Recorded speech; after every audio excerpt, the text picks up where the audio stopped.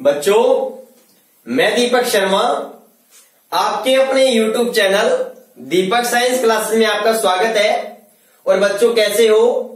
आशा करता हूं कि आप सभी मस्त होंगे, स्वस्थ होंगे, घर पर होंगे और लगातार अपनी पढ़ाई कंटिन्यू में जारी कर रहे होंगे। ठीक है बच्चों? तो बच्चों, इससे पहले वाली क्लास के अंदर हमने हाइड्रोजन स्पेक्ट्रम के बारे में पढ़ा था कि हाइड्रोजन स्पेक्ट्रम क्या होता है, उसके अंदर कौन कौन सी श्रेणियां होती हैं और बच्चों हाइड्रोजन स्पेक्ट्रम को किस प्रकार से प्राप्त किया जाता है, ये सभी हमने बेसिक जानकारी प्राप्त की थी। और बच्चों, आज हम एक बहुत ही महत्वपूर्ण टॉपिक इस क्लास में पढ़ने जा रहे हैं और वो टॉपिक है बच्चों हमारा बोर सिद्धांत द्वारा हाइड्रोजन स्पेक्ट्रम की व्याख्या। कि नील्स बोर ने अपने परमाणु सिद्धांत द्वारा किस प्रकार से हाइड्रोजन के रेखीय स्पेक्ट्रम की व्याख्या की थी, उसके बारे में बच्चों आज हम बिल्कुल जीरो से चर्चा करने वाले हैं। और बाद में हम एक एक श्रेणी के बारे में बिल्कुल जीरो लेवल से चर्चा करेंगे, जो हमारे एग्जाम की दृष्टि से बहुत ही महत्वपूर्ण है। ठीक है बच्चों, ये बात आप अच्छे से ध्यान रखना। ठीक है बच्चों, तो पहले जल्दी से आप क्लास को शेयर कर दीजिएगा। ठीक है, अगर चैनल पर पहली बार अगर आप क्लास ले रहे हो तो बिल्कुल आप सब्सक्राइब करना बिल्कुल ना भूलें और बेल आइकन को दबाना तो बिल्कुल भी ना भूलें, ताकि जैसे ही क्लास आए आपको तुरंत नोटिफिकेशन मिल जाए। और ज्यादा से ज्यादा अपने मित्रों को और अपने फ्रेंड सर्किल में शेयर कीजिएगा, लाइक कीजिएगा क्लास को। ठीक है बच्चों, तो अब हम शुरुआत करते हैं कि नील्स बोर ने किस प्रकार से हाइड्रोजन के रेखीय स्पेक्ट्रम की क्या की थी बच्चों, व्याख्या की थी। अब सुनिएगा, सबसे पहले अगर मैं आपसे चर्चा करूं, आपसे बात करूं बच्चों, तो जो हाइड्रोजन स्पेक्ट्रम होता है वो बच्चों रूम टेम्परेचर पर है। जो हमारा रूम टेम्परेचर होता है बच्चों, उस रूम टेम्परेचर पर जो हाइड्रोजन होता है वह उत्सर्जन स्पेक्ट्रम में नहीं देता है। आप कहोगे सर क्यों नहीं देता है? तो ध्यान से समझिएगा मेरे बच्चों कि जो रूम टेम्परेचर में जो हाइड्रोजन एटम होता है, उस हाइड्रोजन के अंदर सभी के सभी परमाणु होते हैं। वो बच्चों कौन सी अवस्था के अंदर होते हैं? मूल अवस्था में होते हैं। कौन सी अवस्था में होते हैं? मूल अवस्था में होते हैं, या फिर मैं कहूं ग्राउंडेड अवस्था में होते हैं। तो बच्चों ग्राउंडेड अवस्था में होते हैं तो क्या हो गया? तो बच्चों और ध्यान से समझिएगा कि रूम टेम्परेचर पर हाइड्रोजन में सभी के सभी परमाणु होते हैं, वो मूल अवस्था में होते हैं, ग्राउंडेड अवस्था में होते हैं। इसलिए उत्सर्जन स्पेक्ट्रम नहीं देता है, क्योंकि मूल अवस्था में इलेक्ट्रॉनों का या हाइड्रोजन परमाणुओं का संक्रमण नहीं हो पाता है। ठीक है, क्योंकि इतनी एनर्जी नहीं मिल पाती है इलेक्ट्रॉनों को एक ऊर्जा स्तर से मूल ऊर्जा स्तर से उच्च ऊर्जा स्तर में जाने के लिए जो एनर्जी की जो आवश्यकता होती है बच्चों, वो एनर्जी रूम टेम्परेचर पर नहीं मिल पाती है। इसलिए रूम टेम्परेचर पर हमें हाइड्रोजन का उत्सर्जन स्पेक्ट्रम में नहीं प्राप्त होता है। लेकिन बच्चों अगर रूम टेम्परेचर पर ही हमें कोई बाहर से हम एक्स्ट्रा एनर्जी दे दे, या तो हम उष्मा के रूप में दे दे, या फिर हमें विद्युत धारा प्रवाहित करके दे दे।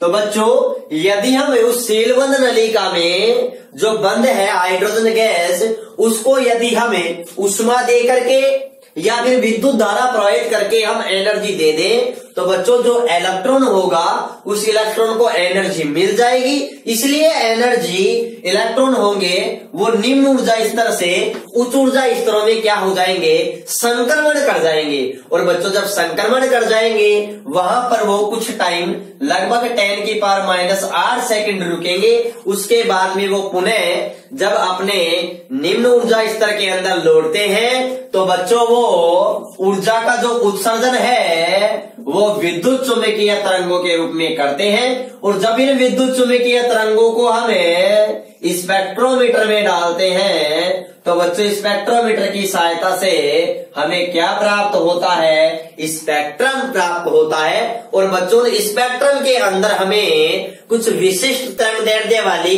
रेखाओं का समूह प्राप्त होता है। उन रेखाओं को समूह को हम बच्चों क्या कहते हैं, स्पेक्ट्रमी श्रेणी कहते हैं। क्या कहते हैं, स्पेक्ट्रमी श्रेणी कहते हैं। और बच्चों ये स्पेक्ट्रमी श्रेणी मुख्य रूप से 5 होती है हमारे सिलेबस के अकॉर्डिंग। एक बच्चों होती है हमारे पास में लाइमन श्रेणी, दूसरी होती है बच्चों हमारे पास में बामर श्रेणी। कौन सी श्रेणी, बामर श्रेणी। तीसरी हमारे पास में होती है बच्चों पाश्चियन श्रेणी, और चौथी श्रेणी बच्चों हमारे पास में होती है ब्रेक्स, और बच्चों 5वीं श्रेणी होती है हमारे पास में फुंड श्रेणी। और बच्चों आज हमारी इस क्लास में हम एक एक श्रेणी के बारे में बहुत ही गहराई से, बहुत ही डीपली से हम डिस्कस करने वाले हैं। तो क्लास को लास्ट तक, अंत तक आप जरूर देखिएगा, ठीक है बच्चों। अब देखिएगा, समझिएगा। तो यहां तक ये बात मैंने आपको क्लियर कर दी। तो बच्चों आप सोच रहे हो कि नील्स बोर नामक वैज्ञानिक ने किस प्रकार से हाइड्रोजन स्पेक्ट्रम की व्याख्या की। तो बच्चों यहीं से निकल करके आता है कि जब रूम टेम्परेचर पर हाइड्रोजन के सभी परमाणु मूल ऊर्जा स्तर में होते हैं तो इलेक्ट्रॉनों का संक्रमण नहीं हो पाता है, क्योंकि रूम टेम्परेचर पर संक्रमण करने के लिए इलेक्ट्रॉनों को उच्च ऊर्जा स्तर में जाने के लिए जो जिसे जितनी एनर्जी की रिक्वायर्ड होती है, जरूरत होती है, वो रूम टेम्परेचर पर नहीं मिल पाती है। लेकिन अगर हम बाहर से दे दें तो बच्चों वो उच्च ऊर्जा स्तर के अंदर क्या कर जाते हैं, संक्रमण कर जाते हैं।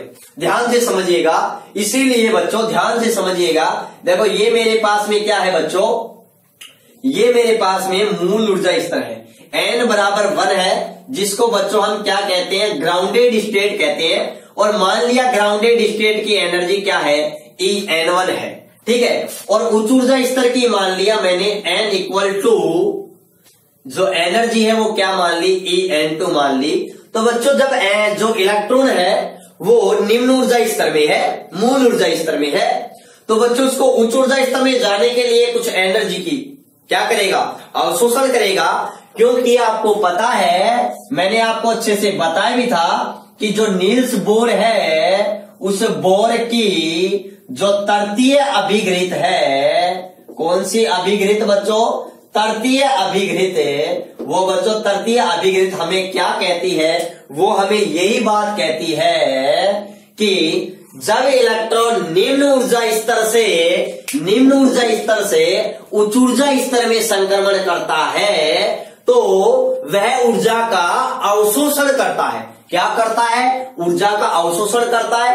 क्यों, क्योंकि उच्च ऊर्जा स्तर की ऊर्जा क्या होती है, ज्यादा होती है, ये निम्न ऊर्जा स्तर में है, तो इसको उच्च ऊर्जा स्तर में जाने के लिए ऊर्जा का और ज्यादा ऊर्जा की आवश्यकता पड़ेगी। इसलिए बच्चों वो ऊर्जा का क्या करता है, अवशोषण करता है। ये बात क्लियर। अब सुनो, ध्यान से समझिएगा। और जब वह उच्च ऊर्जा स्तर से निम्न ऊर्जा स्तर में आता है तो वह बच्चों जो जितनी एनर्जी ऊर्जा स्तरों के, इन दोनों ऊर्जा स्तर के जो बीच का जो गैप है उसके बराबर ऊर्जा का क्या करता है बच्चों, वो उत्सर्जन करता है। तो नील्स बोर की जो तृतीय अभिघृत है वो हमें यही बताती है कि अगर इलेक्ट्रॉन निम्न ऊर्जा स्तर से उच्च ऊर्जा स्तर में जाएगा तो ऊर्जा का अवशोषण करेगा, उच्च से निम्न में आएगा तो बच्चों क्या करेगा, उत्सर्जन करेगा।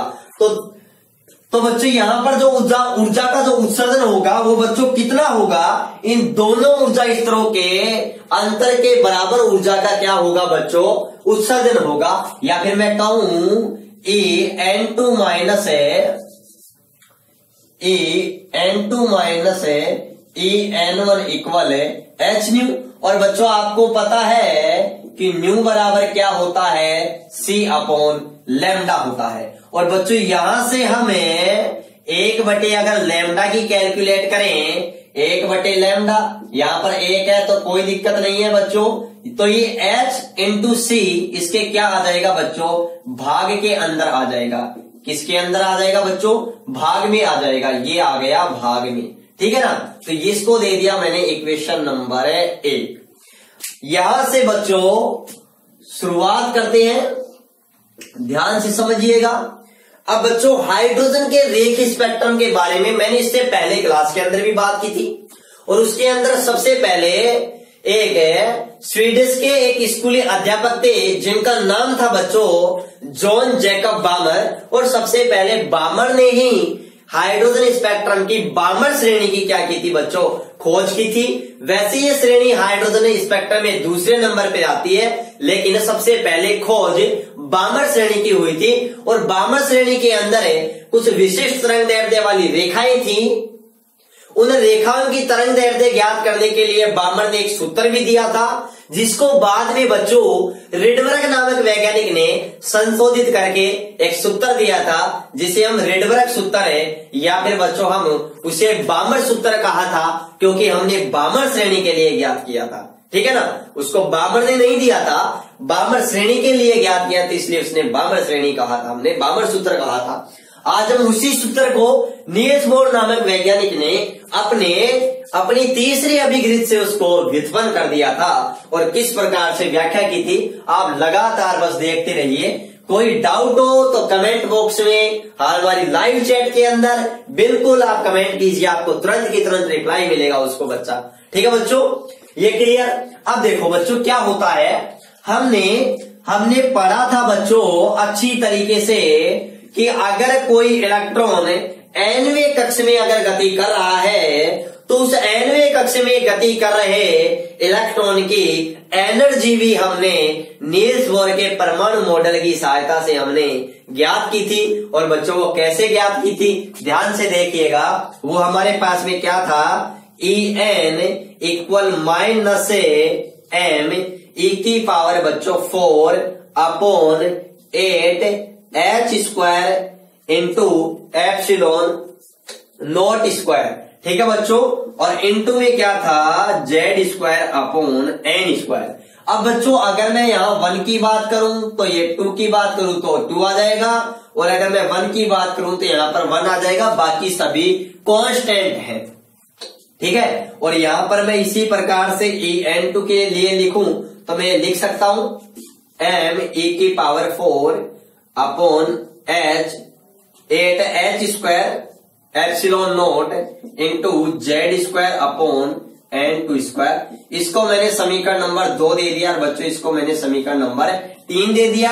और बच्चों जब हम समीकरण 2 से और समीकरण 3 से जब ये मान समीकरण 1 के अंदर रखते हैं और रख करके जब हम सोल्व करते हैं तो बच्चों हमको एक सूत्र प्राप्त हो जाएगा, जिसको हम बच्चों क्या कहते हैं, स्पेक्ट्रमी सूत्र भी कहते हैं। क्योंकि इस सूत्र की सहायता से हमें जो हाइड्रोजन स्पेक्ट्रम है उस हाइड्रोजन स्पेक्ट्रम में कोई सी भी श्रेणी क्यों ना हो, उस श्रेणी की कोई सी भी तरंग दैर्ध्य कोई सी भी लाइन क्यों ना हो, हम उसकी तरंग दैर्ध्य कैलकुलेट कर सकते हैं। अब वो सूत्र कौन सा है बस आप देखते रहिए।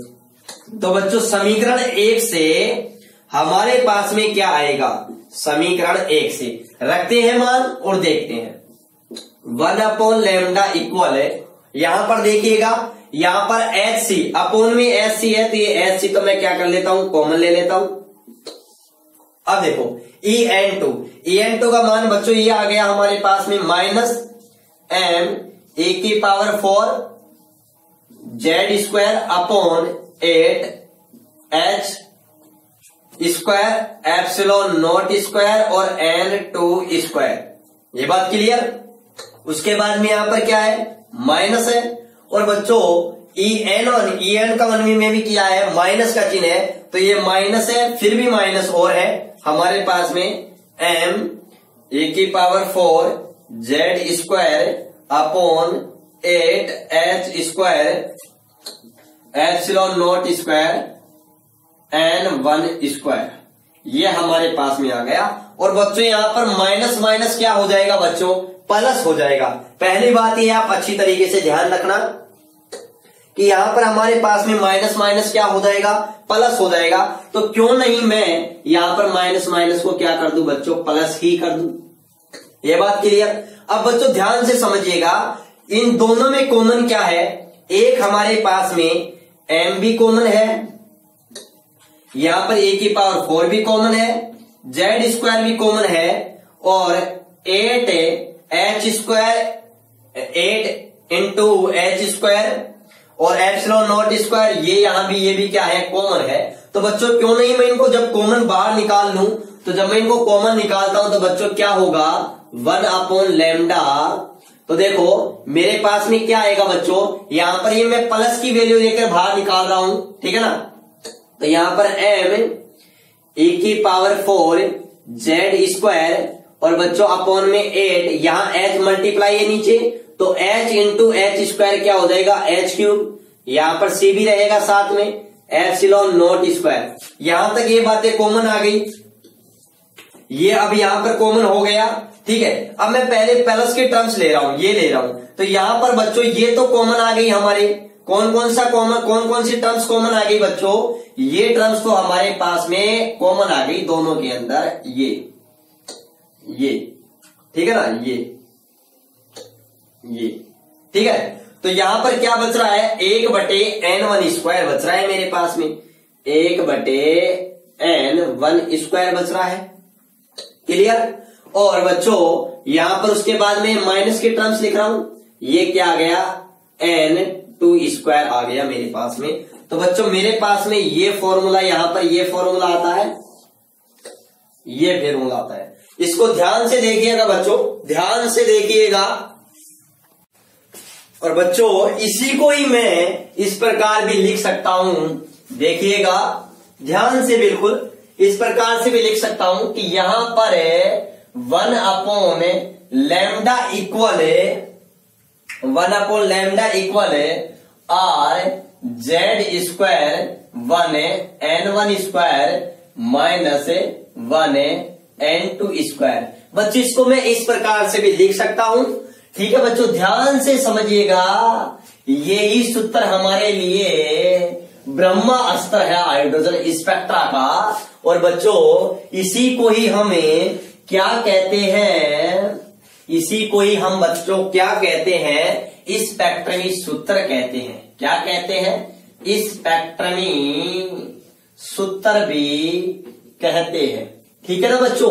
ध्यान रखना, स्पेक्ट्रमी जो श्रेणियां आएंगी उन सभी की तरंग दैर्ध्य हम बच्चों इसी से कैलकुलेट करेंगे। और बच्चों यहां पर जो आर है ना, आर, यहां पर क्या, आर, यहां पर जो हमारे पास में आर है वो एक नियतांक है। और बच्चों इस नियतांक की जो वैल्यू होती है वो हमारे पास में बच्चों क्या होती है, वो ये वैल्यू हमारे पास में इस नियतांक की वैल्यू होती है। आप ध्यान से समझिएगा कि इस नियतांक की वैल्यू हमारे पास में क्या होती है, m e⁴ 8h³ c ε0²। बच्चों ये हमारे पास में r की क्या है, वैल्यू है। और यहां पर r क्या है बच्चों, यहां पर r क्या है, एक नियतांक है। क्या है, एक नियतांक है, जिसे बच्चों इसको, इस सूत्र को बच्चों सबसे पहले रिडबर्ग नामक वैज्ञानिक ने दिया था। और यहां पर r उसी के सम्मान में नियतांक रखा गया, रिडबर्ग नियतांक उन्होंने रखा था। यहां एक नियतांक है जिसे बच्चों हम क्या कहते हैं, रिडबर्ग नियतांक कहते हैं। क्या कहते हैं, रिडबर्ग नियतांक कहते हैं, जिसका मान हमारे पास में बच्चों, जिसका मान या फिर मैं कहूं जिसका मान होता है वो बच्चों हमारे पास में कितना होता है, 8.097 इंटू 10⁻7 मीटर इनवर्स होता है। ये बात ध्यान से समझिएगा। इससे पहली वाली क्लास में यहां पर -7 मिस्टेक से लिखा गया था बच्चों, यहां पर आप बिल्कुल अच्छी तरीके से सही कर लीजिएगा, ठीक है ना। तो यहां पर ये हमारे पास में रिडबर्ग नियतांक का बच्चों क्या आ गया, मान आ गया। और बच्चों मैं आपको एक बहुत ही शानदार गजब की बात बताने जा रहा हूं कि यहां पर बच्चों, यहां पर समीकरण 4 को हम ऐसे भी लिख सकते हैं, क्योंकि बच्चों 1/λ को हमें तरंग संख्या न्यू बार भी लिख सकते हैं। न्यू बार क्या है, तरंग दैर्ध्य का व्युत्क्रम मान तरंग संख्या कहलाती है। क्या कहलाती है बच्चों, तरंग संख्या। यहां पर जो हमारे पास में जो न्यू बार है वो बच्चों न्यू बार क्या है, तरंग संख्या है। क्या है, तरंग संख्या। तो अगर हम तरंग संख्या ज्ञात करें तो बच्चों तरंग संख्या क्या होती है, सबसे पहले तो तरंग दैर्ध्य का व्युत्क्रम मान, तरंग दैर्ध्य का व्युत्क्रम मान किसके इक्वल होता है, तरंग संख्या कहलाता है, ठीक है। और 1/λ आपको पता है, इसका मान जो हमारे पास में होगा वो कितना होगा बच्चों, ध्यान से समझिएगा। वो हमारे पास में होगा बच्चों कितना, RZ² 1/n1² -n2² होगा। ये हमारे पास में इस फॉर्मूले से हम बच्चों क्या कैलकुलेट कर सकते हैं, तरंग संख्या भी हम बच्चों ज्ञात कर सकते हैं। ये हमारे पास में इक्वेशन क्या आ गया, 5वां नंबर का आ गया। और बच्चों जब हमें बात कर रहे हैं हाइड्रोजन स्पेक्ट्रम के बारे में, तो बच्चों हम केवल हाइड्रोजन स्पेक्ट्रम के बारे में बात करेंगे। तो आपको पता है कि हाइड्रोजन एटम के लिए Z का मान कितना होता है, 1। तो बच्चों यहां पर मैं Z का मान में 1 रख दूंगा, तो हमारे पास में क्या निकल करके आएगा बच्चों, हमारे पास में निकल करके आएगा न्यू बार इक्वल है 1/λ R 1n1² -1/n2², ठीक है। ये हमारे पास में निकल करके आएगा बच्चों। और ध्यान से समझिएगा, ये फॉर्मूला हमारे लिए ब्रह्मास्त्र साबित होने वाला है, ठीक है ना। सबसे इंपॉर्टेंट हमारे पास में यही है, ठीक है ना। ये जो मैंने व्युत्पन्न किया है वो आपकी बुक के फॉर्मूले से व्युत्पन्न किया है, ठीक है ना। आपके बुक के अकॉर्डिंग ही मैंने व्युत्पन्न किया है। इसको व्युत्पन्न करने के और भी 1-2 तरीके हैं, उनसे ये फॉर्मूला व्युत्पन्न करना और भी शॉर्टकट हो जाता है। और बच्चों वो हमारे पास में कौन सा है, यहां पर आप डायरेक्ट वो फॉर्मूला भी देख सकते हो, -13.6 इंटू Z²/n² इलेक्ट्रॉन वोल्ट, ठीक है। n1 n2 है तो n/n2² आ जाएगा, n1² आ जाएगा। तो बच्चों कॉमन क्या आ जाएगा, बाहर कॉमन आ जाएगा हमारे पास में 13.6 इंटू Z²। और बच्चों जब हम फोटोन यहां पर है उसका मान hµ क्या चले जाएगा, हमारे भाग में चला जाएगा। और भाग में जाएगा तो बच्चों 13.6/hc होगा, वो बच्चों R की इक्वल आ जाएगा। तो हमारे पास में वो RZ² हो जाएगा। मतलब अगर मैं आपको बताऊं तो ध्यान से समझना, वैसे उसकी हमें जरूरत नहीं है, ठीक है ना। जब हम यहां पर वो रखते हैं इसके माध्यम से, जैसे 1/λ 1/sc, यहां पर हम वो फॉर्मूला रखते हैं 13.6 इंटू Z², 2 है तो यहां पर हम क्या रख देंगे n2², फिर यहाँ माइनस प्लस हो जाएगा, फिर क्या हो जाएगा हमारे पास में 13.6 इंटू Z²/n1², ऐसे हो जाएगा। तो बच्चों यहाँ पर हमारे पास में ये प्लस का ये कॉमन ले लेंगे, सारे इलेक्ट्रॉन वोल्ट में है, इसलिए 1/λ इक्वल हमारे पास में क्या जाएगा 13.6/hc। यहाँ पर सॉरी ये हमारे पास में Z² भी आ रहा है, तो हम हमारे पास यहाँ पहले क्या बच जाएगा 1/n1², ये कॉमन आ गया। और ये माइनस का हमारे पास में 1/n2 हमारे पास में क्या हो जाएगा स्क्वायर हो जाएगा। और बच्चों याद रखना ये हमारे पास में क्या बन जाता है R बन जाता है, याद रखना ये अच्छी तरीके से। यहां से भी हम इसको व्युत्पन्न कर सकते हैं। ये बात थोड़ा अच्छी तरीके से ध्यान रखना, बेसिक बातें हैं, ठीक है ना। क्योंकि अब यहां पर मैंने आपको बुक के अनुरूप ही आपको व्युत्पन्न करना बताया, वैसे कोई खास नहीं है, ये मान आसानी से याद आप इससे भी कर सकते हो, कोई डाउट नहीं है। लिख देना कि यहाँ पर ये इक्वल होता है किसके, आर के इक्वल होता है, बस और कुछ भी नहीं है, ठीक है ना। ठीक है बच्चों, ये बातें क्लियर है आपके। अब देखो यहां तक पहले आप अच्छी तरीके से इसका स्क्रीनशॉट लीजिए, और कोई डाउट हो ना तो जल्दी से आप कमेंट में, अपनी लाइव चैट चल रही है, इस लाइव चैट में कमेंट कीजिए। एनीवे कोई भी डाउट हो तो मुझे जल्दी से बताइएगा। तो अब देखिएगा बच्चों, यहां तक आपकी अच्छी तरीके से क्लियर होगा। अब हम बच्चों बात करते हैं कि जो हमारे पास में जो हाइड्रोजन स्पेक्ट्रा था बच्चों, उस हाइड्रोजन स्पेक्ट्रम के अंदर है जो हमको जो श्रेणियां प्राप्त हुई थी वो बच्चों मुख्य रूप से कितनी प्राप्त हुई थी, 5 श्रेणियां प्राप्त हुई थी। और वो बच्चों 5 श्रेणियां कौन कौन सी थी, एक हमारे पास में लाइमन श्रेणी थी, और बच्चों लाइमन श्रेणी जो विद्युत चुम्बकीय स्पेक्ट्रम है उसके किस भाग के अंदर है पाई जाती है, ये मुझे कमेंट करके जल्दी से बताइएगा कि लाइमन श्रेणी है वह विद्युत चुम्बकीय स्पेक्ट्रम के किस भाग में पाई जाती है। जल्दी से, चलो जल्दी से मुझे कमेंट करके बताइएगा। हाँ तो बच्चों किस भाग में पाई जाती है, पराबैंगनी यूवी क्षेत्र में पाई जाती है। तो हमको हाइड्रोजन स्पेक्ट्रम के अंदर 5 श्रेणियां मिलती हैं। हाइड्रोजन स्पेक्ट्रम में निम्न श्रेणी या निम्न श्रेणियां प्राप्त होती है। वो बच्चों कौन कौन सी है, पहले हमारे पास में आती है लाइमन श्रेणी, दूसरी हमारे पास में आती है बच्चों बामर श्रेणी, तीसरी हमारे पास में आती है बच्चों पाश्यन श्रेणी। कौन सी श्रेणी आती है, पाश्यन श्रेणी। चौथी हमारे पास में आती है बच्चों ब्रेक श्रेणी, और बच्चों 5वीं श्रेणी हमारे पास में आती है फुंड श्रेणी। कौन सी श्रेणी बच्चों, फुंड। अब ध्यान से समझिएगा, बहुत ही ध्यान से।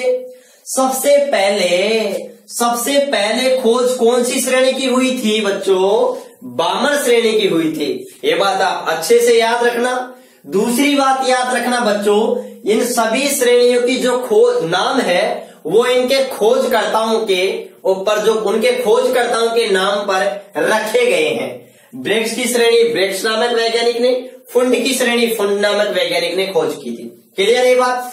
दूसरी बात, लाइमन श्रेणी होती है ना बच्चों, वो लाइमन श्रेणी प्रकाश जो विद्युत चुम्बकीय स्पेक्ट्रम है, उस विद्युत चुम्बकीय स्पेक्ट्रम के कौन से क्षेत्र में पाई जाती है बच्चों, ये पाई जाती है पराबैंगनी क्षेत्र में। कौन से क्षेत्र में, पराबैंगनी क्षेत्र में। ये एक नंबर के आपसे छोटे क्वेश्चन पूछ सकते हैं कि लाइमन श्रेणी विद्युत चुम्बकीय स्पेक्ट्रम के कौन से भाग में पाई जाती है, तो क्या बताओगे, पराबैंगनी भाग में। बामर श्रेणी कौन से में पाई जाती है बच्चों, बताइएगा। बामर श्रेणी पाई जाती है बच्चों यूवी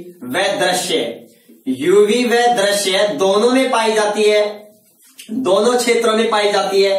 कुछ भाग यूवी में भी होता है और कुछ भाग दृश्य में भी होता है। एकमात्र श्रेणी है जो दोनों क्षेत्रों में पाई जाती है। बाकी की ये तीनों की तीनों श्रेणी बच्चों किसमें पाई जाती है, IR रीजन में पाई जाती है, अवरक्त क्षेत्र में पाई जाती है। ये बात तो आपको बिल्कुल बेसिकली रूप से क्लियर होनी चाहिए।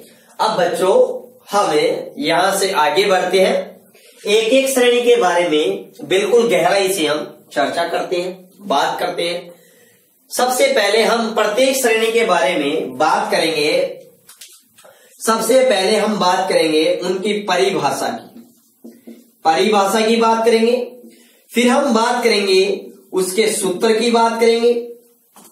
फिर हम बात करेंगे वह किसे क्षेत्र, या फिर हम बात करेंगे कि वह किसे क्षेत्र में पाई जाती है, किस क्षेत्र में पाई जाती है, उसके लैम्डा मैक्सिमम का मान क्या है, उसके लैम्डा मिनिमम का मान क्या है, और बच्चों वह कौन से स्पेक्ट्रम में पाई जाती है, उत्सर्जन में पाई जाती है या अवशोषण स्पेक्ट्रम में पाई जाती है। तो बच्चों हमें इन 6 चीजों के बारे में प्रत्येक श्रेणी के बारे में हम चर्चा करेंगे। बस आप तो लगातार क्लास को देखते रहिए, ठीक है ना। ज्यादा से ज्यादा अपने मित्रों के पास में बच्चों शेयर जरूर कीजिएगा। मैं ये मेहनत है आप लोगों के लिए ही कर रहा हूं, ठीक है ना। यहां से बहुत अच्छी तरीके से बच्चों क्लियर होना चाहिए। तो चलो अब हम बात करते हैं, आगे बढ़ते हैं बच्चों। अब बच्चों ध्यान से देखिएगा, अब हम एक एक श्रेणी के बारे में बिल्कुल गहराई से चर्चा करते हैं। सबसे पहले हम बात करते हैं बच्चों लाइमन श्रेणी के बारे में। कौन सी श्रेणी के बारे में बात करते हैं? लाइमन श्रेणी के बारे में हम बात करते हैं, विस्तार से हम बात करते हैं लाइमन श्रेणी क्या होती है, ठीक है ना। तो बच्चों सबसे पहले हम बात करते हैं लाइमन श्रेणी के बारे में। लाइमन श्रेणी आज हम हमारी इस क्लास में ये पांचों की पांचों जो श्रेणियां हैं वो अच्छी तरीके से कवर करने वाले हैं। बस आप तो क्लास को शेयर करते रहिए, लाइक करते रहिए, कमेंट करते रहिए। कोई डाउट हो तो हमारे डाउट कमेंट बॉक्स में जाइए, वहां पर आप कमेंट डालिए, ठीक है ना। अब सुनो, ध्यान से समझिएगा कि लाइमन श्रेणी क्या होती है। लाइमन श्रेणी को समझने से पहले बच्चों मैं आपको एक बार फिर से हाइड्रोजन स्पेक्ट्रा ड्रा करके अच्छे से समझाता हूं बच्चों कि हाइड्रोजन स्पेक्ट्रम हमारे पास में कैसा आया था। ध्यान से समझिएगा, ध्यान से समझिएगा।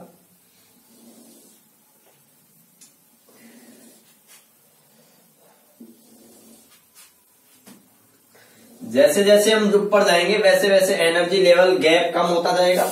ये n बराबर 1 है, ये n इक्वल 2 है, ये n इक्वल 3 है, ये n इक्वल 4 है, n इक्वल 5 है, 6, 7, 8। इस प्रकार से बच्चों यहां पर है हमारे पास में आयनित अवस्था आ जाती है। कौन सी अवस्था आ जाती है? आयनित अवस्था। यहां n बराबर इन्फिनिटी पर आयनित अवस्था। अब ध्यान से समझिएगा, आपको ये भी पता है जो मूल ऊर्जा स्तर होता है, जो ग्राउंडेड स्टेट होती है, उसके अंदर एनर्जी लेवल कितनी होती है? -13.6 इलेक्ट्रॉन वोल्ट हाइड्रोजन एटम के लिए। दूसरे के अंदर कितनी होती है बच्चों? -3.40 इलेक्ट्रॉन वोल्ट। तीसरे के अंदर कितनी होती है? -1.51 इलेक्ट्रॉन वोल्ट। 6 के अंदर कितनी होती है? 0.85 इलेक्ट्रॉन वोल्ट। 5 के अंदर क्या होती है बच्चों? 0.54 इलेक्ट्रॉन वोल्ट। 6 के अंदर क्या होती है? -0.38 इलेक्ट्रॉन वोल्ट। इस प्रकार से ये इनकी एनर्जी आ गई। अब बच्चों लाइमन श्रेणी क्या होती है? ध्यान से समझिएगा, सबसे इंपॉर्टेंट क्या है लाइमन श्रेणी के लिए। तो बच्चों सबसे इंपॉर्टेंट ये है कि जो लाइमन श्रेणी होती है हमारे पास में, कौन सी श्रेणी होती है? लाइमन श्रेणी। लाइमन श्रेणी के लिए जो N1 है, N1 का मान तो कितना होता है बच्चों? 1 होता है। कितना होता है? 1 होता है। लेकिन N2 का मान कितना होता है? 2, 3, 4 डैश डैश डैश इन्फिनिटी तक हो सकता है, ठीक है ना। तो ध्यान से समझिए, ये हमारे पास में N1 है। इसके अंदर देखो, या तो ट्रांजिशन N2 से N1 के अंदर हो सकता है, या N3 से हमारे पास में N1 में हो सकता है इलेक्ट्रॉन, या N4 से हमारे पास में N1 में आ सकता है, या N5 से हमारे पास में बच्चों किस में आ सकता है? N1 में, या N6 से हमारे पास में किस में आ सकता है? N1 में, या बच्चों हमारे पास में किससे आ सकता है? ध्यान से समझिएगा, N7 से N1 में हमारे पास में इलेक्ट्रॉन संक्रमण कर सकता है, या हमारे पास N इन्फिनिटी से भी बच्चों क्या आ सकते हैं? यहां पर ये 8 है, पहले तो ये तो 8 है, ठीक है ना। यहां से भी आ सकते हैं और बच्चों संक्रमण यहाँ अनंत से भी हमारे पास में हो सकता है। तो हमें जो ये स्पेक्ट्रमी रेखाओं का जो समूह प्राप्त होता है बच्चों, इस समूह को हम क्या कहते हैं? लाइमन श्रेणी कहते हैं। क्या कहते हैं? लाइमन श्रेणी कहते हैं। ये ध्यान से समझिएगा, लाइमन श्रेणी कहते हैं। जो लाइमन श्रेणी होती है बच्चों, वो दृश्य प्रकाश के कौन से क्षेत्र में पाई जाती है? विद्युत चुम्बकीय स्पेक्ट्रम के कौन से भाग में पाई जाती है बच्चों? पराबैंगनी क्षेत्र में पाई जाती है, अल्ट्रा वायलेट क्षेत्र में पाई जाती है। ठीक है ना, ये बात ध्यान से समझिएगा। तो मैं सबसे पहले बात करूंगा लाइमन श्रेणी किसे कहते हैं। तो बच्चों याद रखना, जब हाइड्रोजन परमाणु में इलेक्ट्रॉन उच्च ऊर्जा स्तर का मतलब ये है N1 को छोड़ करके 2 से 3 से 4 से 5 से 6 से 7 से या 8 से N बराबर 1 ऊर्जा स्तर में संक्रमण करता है, तो प्राप्त स्पेक्ट्रमी रेखाओं के समूह को हम क्या कहते हैं बच्चों? लाइमन श्रेणी कहते हैं। क्या कहते हैं? लाइमन श्रेणी कहते हैं। और ठीक है बच्चों, याद रखना लाइमन श्रेणी कहते हैं।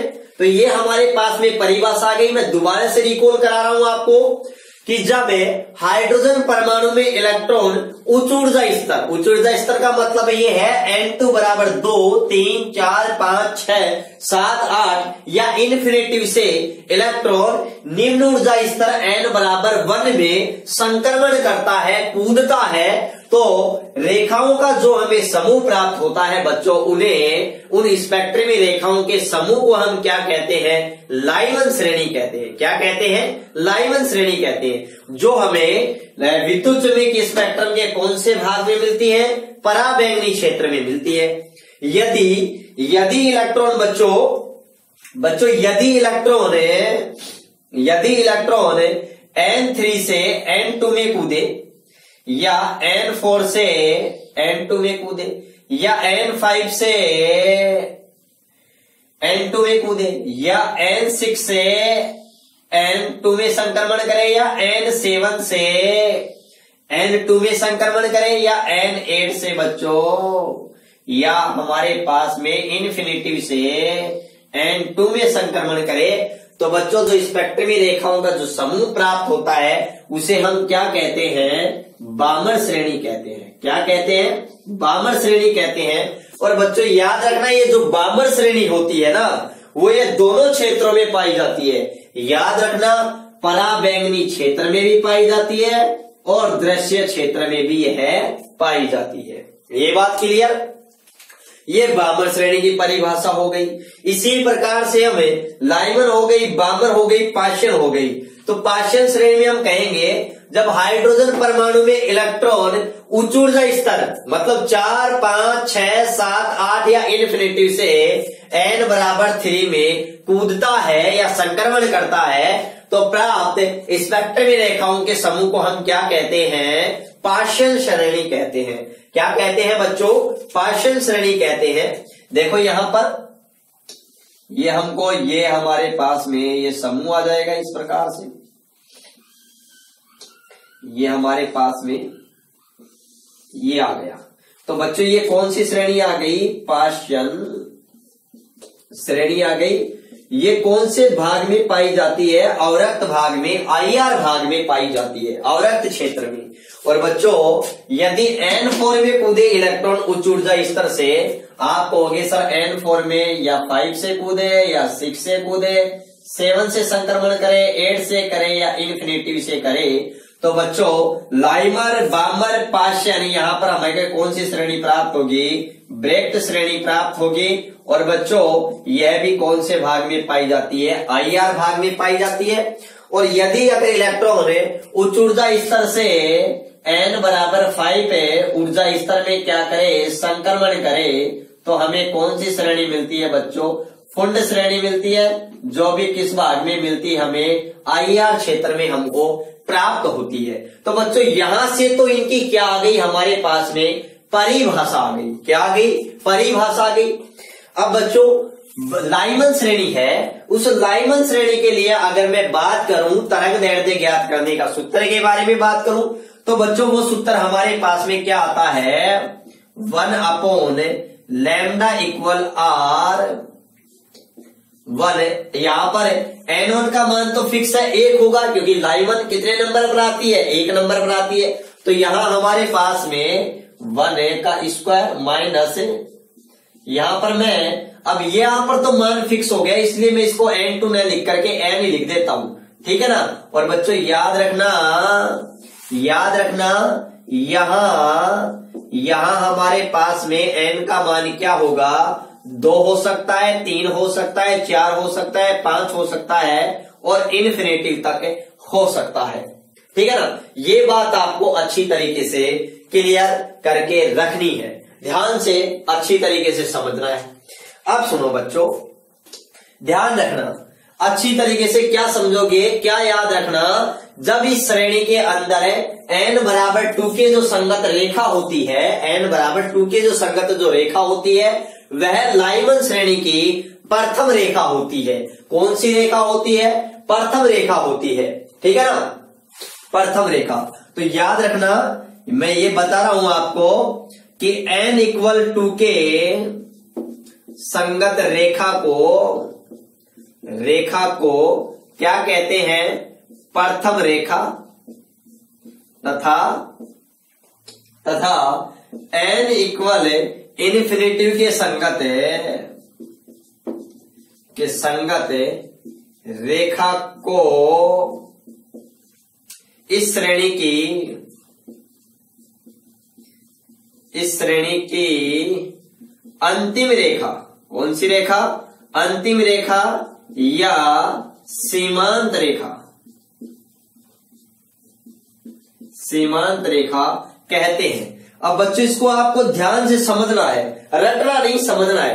देखो ये लाइमन श्रेणी है, इस लाइमन श्रेणी की बच्चों ये फर्स्ट रेखा, ये फर्स्ट रेखा है।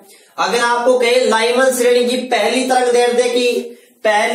की तरंग दैर्ध्य ज्ञात कीजिए, पहली लाइन की तरंग दैर्ध्य ज्ञात कीजिए, तो पहली लाइन का मतलब ये है कि यहां पर पहली लाइन के लिए n का मान कितना होगा, 2 होगा। n1 तो फिक्स है, लेकिन यहां पर जो ये n2 है, इस n2 का मान हमारे पास में बच्चों कितना होगा, 2 होगा। ये ध्यान से समझना है, ठीक है ना। अब यहां पर ये फिक्स हो गया, इसलिए मैं इसको 2 नहीं लिख रहा हूं, ये थोड़ा सा आप ध्यान रखना।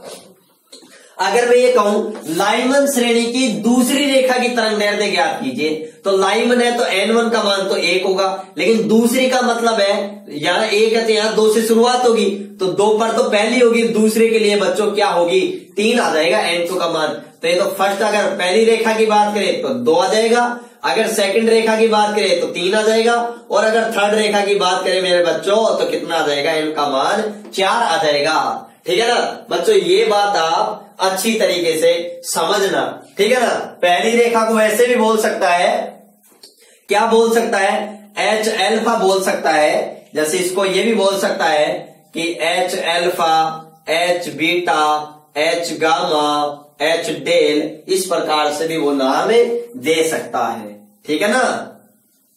ये थोड़ा सा हमें अच्छे से क्लियर रखना है, ठीक है बच्चों। अब ध्यान से समझना, इस श्रेणी की जो सबसे अधिक तरंग दैर्ध्य होती है, ध्यान से समझना, इस श्रेणी की सबसे अधिक तरंग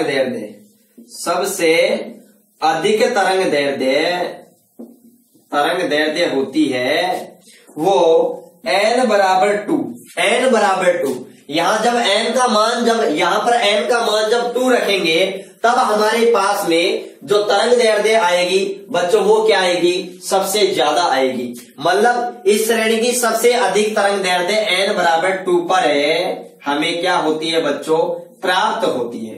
किस पर प्राप्त होती है, n=2 पर प्राप्त होती है। आप कहोगे सर कैसे, याद रखना यहां पर जो ये तरंग है ना हमारे पास में, यहां पर देखो ध्यान से समझना, ये पहली रेखा है, इस प्रकार से ये हमारे पास में कौन सी होगी बच्चों, सेकंड होगी लाइमन श्रेणी की। इसी प्रकार से बच्चों ये हमारे पास में कौन सी हो जाएगी, ध्यान से देखना, ये हमारे पास में क्या हो जाएगी, थर्ड हो जाएगी। इस प्रकार से ये कौन सी हो जाएगी, फोर्थ हो जाएगी, ध्यान से समझना अच्छे से, ठीक है ना, फोर्थ हो जाएगी, जिनको हम बच्चों H alpha, H beta, H gamma, H delta भी नाम दे सकते हैं। अब मजेदार बात बच्चों ये है कि जो इसकी पहली रेखा है, फर्स्ट रेखा है, इस फर्स्ट रेखा की जो लैम्डा होगी वो बच्चों क्या होगी, मैक्सिमम होगी।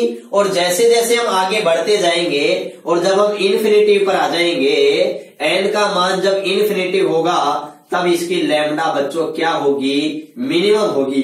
अगर बच्चों आपको क्वेश्चन में ये कह दिया जाए कि लाइमन श्रेणी की लघुत्तम तरंग दैर्ध्य वाली जो तरंग है उसकी तरंग दैर्ध्य कैलकुलेट कीजिए, तो बच्चों वहां पर लघुत्तम तरंग दैर्ध्य के लिए यहां पर एन का मान बच्चों आप क्या लोगे, इन्फिनिटी लोगे। ये बात आप अच्छे से ध्यान रखना, ठीक है ना।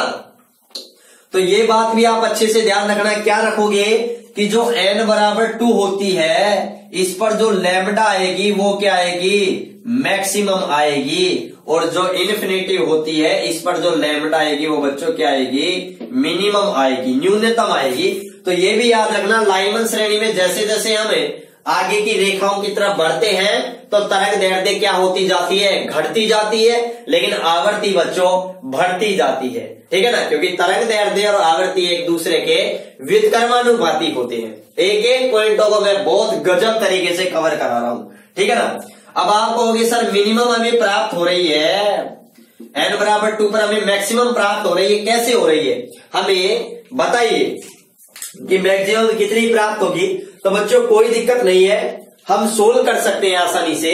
देखो 1 अपॉन लैम्डा इक्वल आर, यहां 1 का स्क्वायर है, ये 1 का स्क्वायर, और यहाँ 2 का स्क्वायर मैंने कर लिया, तो मेरे पास में क्या जाएगा, 1 का स्क्वायर 1 होता है, 2 का स्क्वायर क्या होता है 4 होता है, लघुत्तम मैंने क्या ले लिया बच्चों 4 ले लिया, तो मेरे पास में क्या गई 4 माइनस 1 है, मतलब हमारे पास में यहाँ पर क्या आ जाएगा बच्चों, ध्यान से समझना, क्या आ जाएगा बच्चों, देखिएगा 3r/4 आ जाएगा। और बच्चों जब हम लैम्डा का मान कैलकुलेट करेंगे तो हमारे पास में बच्चों क्या आ जाएगा, 4/3r आ जाएगा। और बच्चों याद रखना 4/3 ये 1/r है, और 1/r का मान मेरे लाडलो कितना होता है, ये याद रखना, हमको सोल्व करने में बहुत मदद करेगा। 1/r का मान कितना होता है 912 एंगस्ट्रॉम। याद रखना, ये न्यूमेरिकल क्वेश्चन सोल्व करने में हमें बहुत ही ज्यादा मदद करेगा। अब ध्यान से देखिएगा, ये 4/3 हो गया इंटू 912 एंगस्ट्रॉम। और बच्चों जब हम इसको सोल्व करेंगे तो 4 दूनी 8 और 4 9 चौक 36 भाग 3, 1 3 दूनी 6 और 1 8 6, मेरे पास में ये 1216 एंगस्ट्रॉम प्राप्त होगी, जिसे मैं 121.6 नैनोमीटर भी लिख सकता हूं।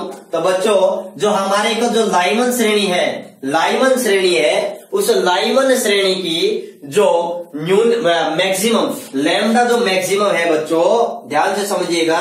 देखो मैंने यहां पर थोड़ा क्या किया है, सॉरी, यहाँ 1 लैम्डा नहीं है, अब ये लैम्डा ही चल रही है ना, तो यहाँ पे लैम्डा का मान आ रहा है। लैम्डा भी कैसी आ रही है बच्चों, अधिकतम, मतलब लैम्डा मैक्सिमम का मान हमको ये प्राप्त हो गया। और वो मान बच्चों हमको कितना प्राप्त हो रहा है, वो मान हमको प्राप्त हो रहा है बच्चों, ये मान प्राप्त हो रहा है लैम्डा मैक्सिमम का।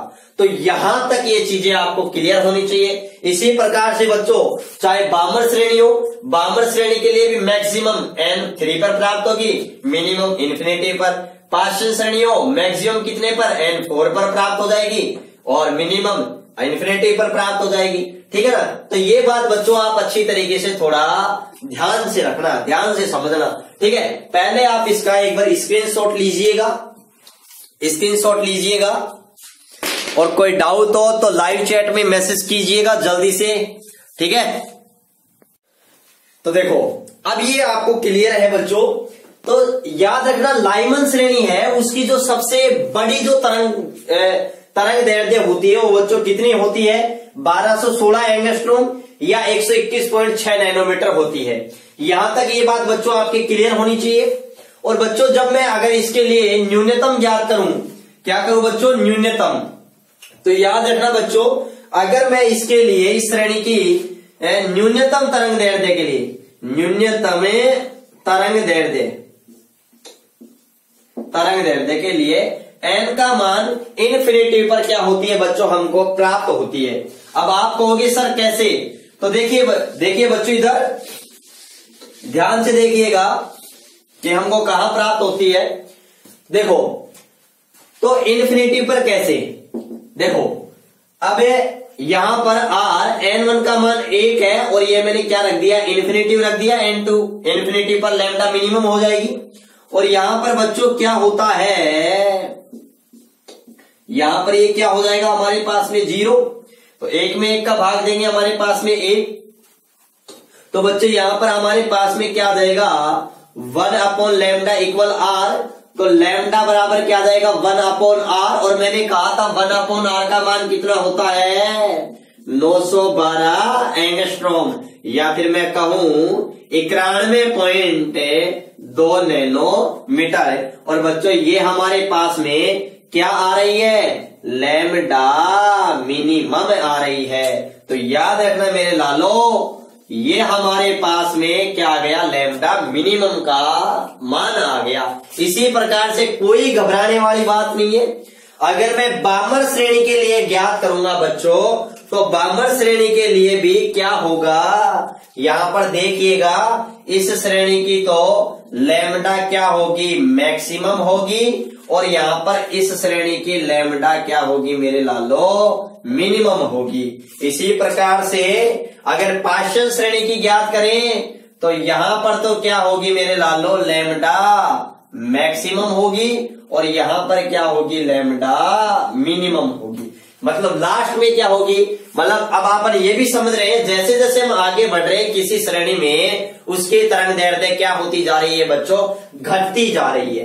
तो ये बात यहां तक आपको अच्छी तरीके से क्लियर होनी चाहिए, ठीक है। और बच्चों इसको लैम्डा मिनिमम को हम क्या कहते हैं, सीमांत रेखा कहते हैं। यहां पर ये समाप्त हो जाती है लाइमन श्रेणी, और इसके आगे हमारे पास में बामर श्रेणी क्या हो जाती है बच्चों, प्रारंभ हो जाती है, ठीक है ना। ये बात ध्यान रखना, इसलिए मैंने यहां पर देखो कहा है सीमांत रेखा कहा है, ठीक है ना।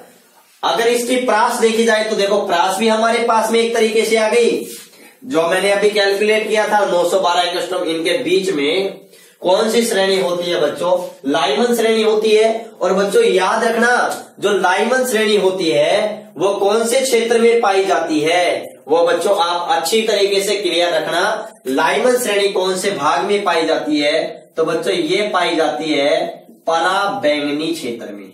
कौन से क्षेत्र में पाई जाती है, पराबैंगनी क्षेत्र में पाई जाती है, ठीक है। यहां तक ये बात आपको क्लियर होनी चाहिए अच्छी तरीके से, ठीक है बच्चों। दूसरी बात, सबसे इंपोर्टेंट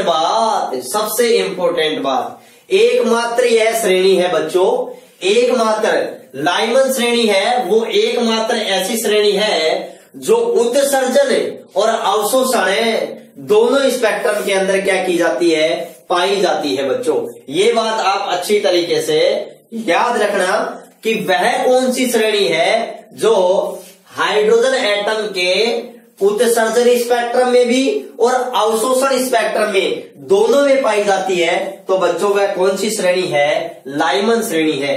तो याद रखना यहां पर यह उत्सर्जन व अवशोषण दोनों स्पेक्ट्रम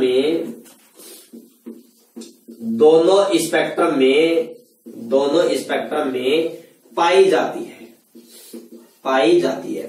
आपको बाकी की सारी श्रेणी याद रखना, ये जो होती है ना, ये लाइमन, ये हमारे पास में उत्सर्जन स्पेक्ट्रम व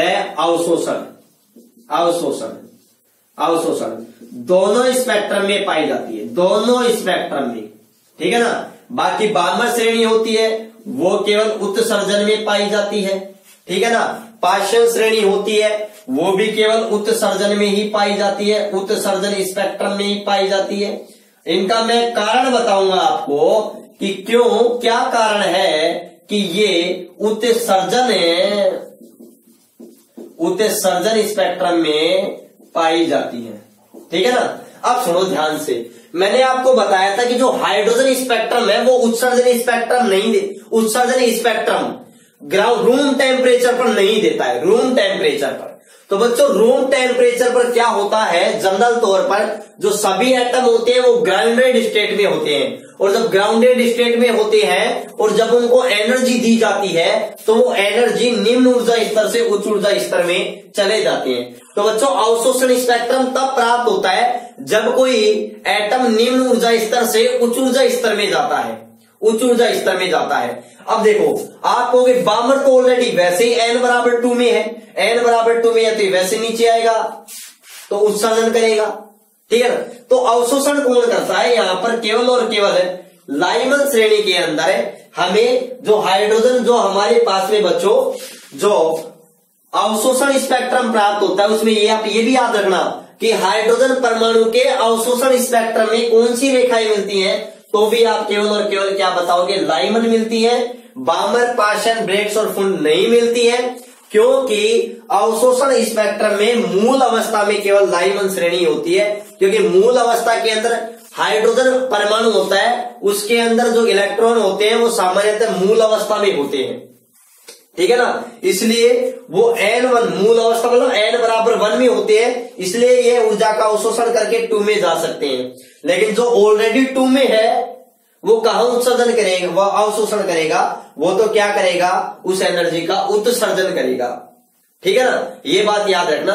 हाँ, क्योंकि देखो एक रीजन है, क्योंकि मूल अवस्था हाइड्रोजन एटम के जो मूल अवस्था मूल अवस्था के अंदर ही जो अधिकांश परमाणु होते हैं, ठीक है ना, N बराबर 1 में होते हैं रूम टेम्परेचर पर। जबकि हमारे पास में जो कुछ सूर्य का प्रकाश वगैरह है, सूर्य का प्रकाश है, या फिर मैं सूर्य की बात करूं, सूर्य के स्पेक्ट्रम में हमें बामर श्रेणी भी प्राप्त हो जाती है, क्योंकि उसके अंदर कुछ इलेक्ट्रॉन होते हैं, वो N बराबर 2 मूल अवस्था के अंदर N बराबर 2 कक्षक के अंदर भी कुछ इलेक्ट्रॉन होते हैं। इसलिए बच्चों सूर्य का जो स्पेक्ट्रम होता है, तो सूर्य का जो हमें स्पेक्ट्रम होता है बच्चों, उसके अंदर तो N बराबर 2 के अंदर भी अवशोषण है, N बराबर जो 2 होती है उसके अंदर भी हमको बामर श्रेणी, या फिर मैं कहूं अवशोषण स्पेक्ट्रम के अंदर बामर श्रेणी मिल जाती है, ठीक है ना। तो ये बात थोड़ी आप अच्छी तरीके से याद रखना कि यहां उत्सर्जन लाइमन श्रेणी होती है, वो उत्सर्जन और अवशोषण दोनों स्पेक्ट्रम में पाई जाती है। ये बात आपको अच्छी तरीके से क्लियर होना चाहिए, ठीक है। फिर भी मैं आपको एक बार वापस से मैं रिपीट कर रहा हूं, क्यों होती है, क्योंकि सामान्यतः हाइड्रोजन परमाणु के अंदर जो परमाणु होते हैं वो सामान्यतः मूल अवस्था में होते हैं। तो बच्चों हाइड्रोजन परमाणु के अंदर जो अवशोषण होगा वो N बराबर 1 से 2 में हो सकता है, 3 में हो सकता है, मतलब N बराबर 1 से होगा। और बच्चों N बराबर 1 से अगर अवशोषण होगा तो हमें कौन सी श्रेणी प्राप्त होगी, लाइमन श्रेणी प्राप्त होगी, ठीक है ना। क्योंकि रूम टेम्परेचर पर तो सामान्यतः N1 के अंदर ही होते हैं। अगर बच्चों सामान्यतः रूम टेम्परेचर पर ही अगर इलेक्ट्रॉन N2 में भी हो तो वो N2 से N3 में भी अवशोषण कर सकते हैं, लेकिन हाइड्रोजन में ऐसा होता ही नहीं है। सभी इलेक्ट्रॉन सभी परमाणु मूल अवस्था में होते हैं। यदि तापक्रम बहुत ज्यादा हो, टेम्परेचर बहुत ज्यादा हो, जैसे सूर्य में होता है, सूर्य में क्या होता है, कुछ परमाणु N बराबर 2 के अंदर भी होते हैं, इसलिए सूर्य का जो स्पेक्ट्रम होता है या सूर्य के अंदर अवशोषण होता है वो N2 से N3 में भी हो सकता है, तो वहां पर बामर श्रेणी भी प्राप्त हो जाती है। तो ये बात क्लियर होनी चाहिए, ठीक है ना। तो ये बात मैंने लाइमन श्रेणी की आपको अच्छी तरीके से कवर कर दी है। इसके बाद में बच्चों हम पढ़ते हैं कौन सी श्रेणी के बारे में, लाइमर के बाद में बात आती है हमारे पास में बामर के बारे में। एक बात और याद रखना, लाइमर श्रेणी की जो खोज थी लाइमन नामे वैज्ञानिक ने की थी सन 1916 में, ठीक है ना। ये बात भी आप याद रखना, ठीक है ना। अब बच्चों हम बात करते हैं उसके बाद में किसकी, इसकी बात करते हैं, ध्यान से समझिएगा। हम बात करते हैं बच्चों बामर श्रेणी की। कौन सी श्रेणी की बात करते हैं, बामर श्रेणी की हम चर्चा करते हैं, ध्यान से समझिएगा बच्चों।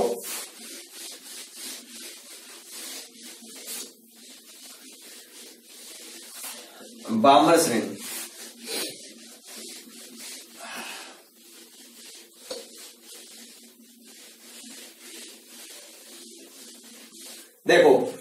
बच्चों जो बामर श्रेणी है हमारे पास में 2 नंबर पर जो श्रेणी आती है वो है बामर श्रेणी। और बच्चों बामर श्रेणी की खोज सबसे पहले हुई थी, जॉन जैकब बामर ने इसकी खोज की थी। जॉन जैकब बामर ने इसकी क्या की थी बच्चों, खोज की थी। खोज कब की थी, 1885 में। स्विस के एक स्कूली अध्यापक थे। और बच्चों याद रखना इस श्रेणी के लिए n1 का मान कितना होता है 2 और तथा n2 का मान कितना होता है 2 से ज्यादा 3 4 डैश डैश डैश इन्फिनिटी तक। और बच्चों याद रखना इसका जो तरंगदैर्ध्य ज्ञात करने का जो हमारे पास में फॉर्मूला होता है वो बच्चों क्या होता है, यहां पर 2 का स्क्वायर और यहां पर क्या हो जाएगा n स्क्वायर। और बच्चों याद रखना यहां पर जो हमारे पास में n का जो मान होगा वो कितना हो सकता है 3 4 5 6 डैश डैश डैश इन्फिनिटी। और बच्चों याद रखना जब n का मान 3 रखेंगे तो इसकी हमारे पास में फर्स्ट तरंग होगी, फर्स्ट तरंगदैर्ध्य वाली तरंग होगी हमारे पास में, लाइन होगी। 4 पर हमारे पास में सेकंड प्राप्त होगी, 5 पर हमारे पास में बच्चों थर्ड प्राप्त होगी। और इस प्रकार से ये हमारे इन्फिनिटी पर बच्चों हमारे पास में क्या प्राप्त होगी, अंतिम, जिसे हम क्या कहते हैं सीमांत रेखा कहते हैं। क्या कहते हैं, सीमांत रेखा कहते हैं। और बच्चों याद रखना मेरे लालो यहां पर मैं इनको ऐसे भी नाम दे सकता हूं। यहां पर 6 पर हमारे पास में क्या प्राप्त होगी, फोर्थ होगी। और बच्चों इनको ये नाम ऐसे भी दिया जा सकता है H alpha, H beta, H gamma, H delta, ऐसा भी नाम दिया जा सकता है। और बच्चों याद रखना जब हमें फर्स्ट तरंग की बात करेंगे n बराबर 3 लेंगे तब बच्चों हमारे पास में जो इनकी लैम्डा आएगी वो क्या आएगी, मैक्सिमम आएगी। और जब हमें इन्फिनिटी लेंगे तब इसकी लैम्डा क्या आएगी बच्चों, मिनिमम आएगी। ये बात आप अच्छी तरीके से ध्यान रखना, ठीक है ना। तो ये बेसिक बातें मैं कवर करा रहा हूं। दूसरी बात आप कहोगे sir lambda maximum lambda minimum आएगी, वो हमारे पास में इनके कितने क्या लैम्डा हमारे पास में आती है। तो बच्चों ये हमारे को थोड़ा सा याद रखना, ये सब याद रखने वाली बातें हैं, लेकिन रटना नहीं है हमको, हम वैसे मान रख करके कैलकुलेट कर लेंगे। जब 3 रखेंगे तो लैम्डा मैक्सिमम का मान आ जाएगा, इन्फिनिटी रखेंगे तो लैम्डा मिनिमम का हमारे पास में क्या आ जाएगा बच्चों, मान आ जाएगा, ठीक है ना। ये हम सोल्व करके लिख लेंगे, कोई दिक्कत नहीं है। उसके बाद में दूसरी बात है यह श्रेणी एकमात्र श्रेणी है बच्चों जो विद्युत चुम्बकीय स्पेक्ट्रम के कौन कौन से क्षेत्र में, पराबैंगनी व दृश्य क्षेत्र में पाई जाती है, ठीक है ना, ये बात याद रखना।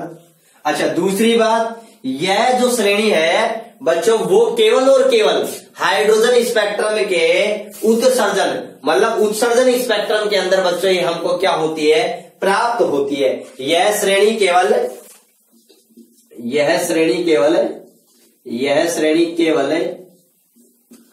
उत्सर्जन स्पेक्ट्रम में क्या होती है मेरे लालो, बनती है। तो याद रखना अवशोषण में तो हाइड्रोजन स्पेक्ट्रम के अंदर हाइड्रोजन के अवशोषण स्पेक्ट्रम में केवल और केवल एक ही श्रेणी बनती है। और वो श्रेणी कौन सी बनती है मेरे लालो, वो लाइमन बनती है। तो यह श्रेणी केवल उत्सर्जन स्पेक्ट्रम में ही क्या होती है, प्राप्त होती है। इसकी परिभाषा मैंने आपको अच्छे से बता दी है कि जब हाइड्रोजन परमाणु में इलेक्ट्रॉन उच्च ऊर्जा स्तर n बराबर 3, 4, 5, 6, 7 इन्फिनिटी से n बराबर 2 में कूदता है, संक्रमण करता है, तो जो प्राप्त जो स्पेक्ट्रमी रेखाओं की जो समूह है वो क्या कहलाता है बच्चों, बामर श्रेणी कहलाती है। इसके बाद में बच्चों हमारे पास में कौन सी श्रेणी आती है, लाइमर, बामर। उसके बाद में बच्चों हमारे पास में 3 नंबर हमारे पास में कौन सी श्रेणी आती है, पाश्चन श्रेणी आती है, पाश्चन श्रेणी। और बच्चों पाश्चन श्रेणी की खोज थी वो पाश्चन नामक वैज्ञानिक ने की, ठीक है ना, ये बात याद रखना। और बच्चों पाश्चन जो श्रेणी होती है उस श्रेणी के लिए जो n1 है उसका मान कितना होता है, 3 होता है। कितना होता है मेरे लालो 3 होता है। और n2 का मान कितने से प्रारंभ हो जाता है 4, 5, 6 इन्फिनेटिव तक चला जाता है। ठीक है ना। तो यहां पर हमारे पास में कितने से प्रारंभ होता है 4 से प्रारंभ होता है 4, 5, 6, 7 इन्फिनेटिव। बाकी वो सेम है 4 पर फर्स्ट वही मैक्सिमम प्राप्त होगी, उसके बाद इन्फिनेटिव पर मिनिमम प्राप्त होगी। और बच्चों यह जो श्रेणी होगी हमारे पास में वो किस क्षेत्र में पाई जाती है, ये अवरक्त क्षेत्र में पाई जाती है। कौन से क्षेत्र में पाई जाती है अवरक्त क्षेत्र में पाई जाती है। ये बात आप अच्छे से याद रखना। दूसरी बात यह श्रेणी भी हमें उत्सर्जन स्पेक्ट्रम के अंदर बच्चों क्या होती है प्राप्त होती है। ठीक है ये बात क्लियर। फिर पाशन श्रेणी के बाद में बच्चों कौन सी श्रेणी आती है हमारे पास में, इसके बाद में हमारे पास में बच्चों श्रेणी आती है ब्रेक श्रेणी आती है। कौन सी श्रेणी आती है हमारे पास में बच्चों ब्रेक श्रेणी आती है 4 नंबर, ध्यान से समझना ब्रेक श्रेणी। अब बच्चों इस श्रेणी के लिए 4 नंबर है, तो मेरे लालो 4 नंबर है तो इस श्रेणी के लिए n1 का मान कितना होगा 4 होगा, और जबकि n2 का मान कितना होगा 5, 6, 7 इन्फिनेटिव तक होगा। याद रखना यहां पर ये क्या आ जाएगा 4, 4 का वर्ग कितना होता है मेरे लालो 16 होता है। कितना होता है 16 होता है। और यहाँ पर जो n का मान होगा वो बच्चों कितने से प्रारंभ हो जाएगा 5, 6, 7, 8। 5 पर फर्स्ट होगी, 6 पर सेकंड होगी, 7 पर थर्ड तीसरी लाइन होगी, 8 पर फोर्थ लाइन होगी। इनको H alpha, H beta, H gamma, H delta भी बोल सकते हैं। और बच्चों जो n बराबर 5 पर जो फर्स्ट लाइन प्राप्त होगी उसकी लैम्डा सर्वाधिक होगी, इन्फिनेटिव पर प्राप्त होगी उसकी मिनिमम होगी। और बच्चों यह भी हमें अवरक्त क्षेत्र में मिलती है और यह भी हमें उत्सर्जन स्पेक्ट्रम में ही प्राप्त होती है। ये बात क्लियर है। मजा आ रहा है तो क्लास को शेयर कीजिए, कोई डाउट हो तो जल्दी से कमेंट कीजिए। ठीक है ना, कोई कहीं कोई डाउट नहीं होना चाहिए। उसके बाद में बच्चों लास्ट और अंतिम श्रेणी हमारे पास में आती है, और वो श्रेणी बच्चों हमारे पास में कौन सी आती है फुंड श्रेणी आती है। कौन सी श्रेणी आती है मेरे लालो फुंड श्रेणी हमारे पास में निकल करके आती है। अब ध्यान से देखिए फुंड श्रेणी के बारे में अगर मैं बात करूं तो बच्चों फुंड श्रेणी 5 नंबर पर है, इसलिए n का मान n1 का मान बच्चों कितना होगा 5 होगा, n2 का मान 6, 7, 8 डैश डैश डैश इन्फिनिटिव तक होगा। तो मेरे लालो याद रखना यहाँ n1 का मान कितना जाएगा 5, 5 का क्या जाएगा वर्ग 25 हो जाएगा। और यहाँ पर n का मान होगा वो कितना होगा 6, 7, 8, 9। 6 पर फर्स्ट होगी, 7 पर सेकंड लाइन प्राप्त होगी, 8 पर थर्ड होगी, 9 पर हमको फोर्थ लाइन प्राप्त होगी। और जो फर्स्ट लाइन होगी जो n बराबर 6 पर उसकी लैम्डा सर्वाधिक होगी, और इन्फिनिटी पर प्राप्त उसकी लैम्डा क्या होगी मेरे लालो सबसे कम होगी। ठीक है ना। और अवरक्त क्षेत्र में पाई जाती है, यह भी हाइड्रोजन स्पेक्ट्रम के उत्सर्जन क्षेत्र के अंदर या उत्सर्जन स्पेक्ट्रम में पाई जाती है। तो मेरे लालो यहां तक अगर आपको कोई डाउट हो तो कमेंट बॉक्स में लाइव चैट में कमेंट कीजिए अपना।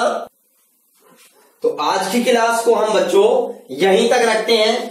कल हमारी जो अगली क्लास होगी उसके अंदर बच्चों हम इसके बारे में और कुछ हाइड्रोजन स्पेक्ट्रम के बारे में कुछ और हमें इंपोर्टेंट पॉइंट के बारे में चर्चा करेंगे। उसके बाद में हम उत्तेजन विभव, आयनन विभव और लास्ट में हमें नील्स बोर मॉडल की कमियों के बारे में बात करेंगे। फिर हमारी बोर की जो द्वितीय अभिक्रिया क्वांटम प्रतिबंध उसके बारे में बात करेंगे, और हमारा ये चैप्टर क्या हो जाएगा बच्चों फिनिश हो जाएगा, कंप्लीट हो जाएगा। तो बच्चों आज की क्लास को हम यहीं पर क्या कर रहे हैं स्वस्थ कर रहे हैं, समाप्त कर रहे हैं। बच्चों ईश्वर से प्रार्थना करता हूं कि आप स्वस्थ रहें, मस्त रहें, तंदुरुस्त रहें, आह्लादित रहें, सदा प्रसन्नचित रहें, और इस सृष्टि की संपूर्ण खुशियां आपके और आपके परिवार को मिले। ठीक है, मिलते हैं अपनी अगली क्लास में। तब तक के लिए आप सभी को नमस्कार, धन्यवाद, थैंक यू।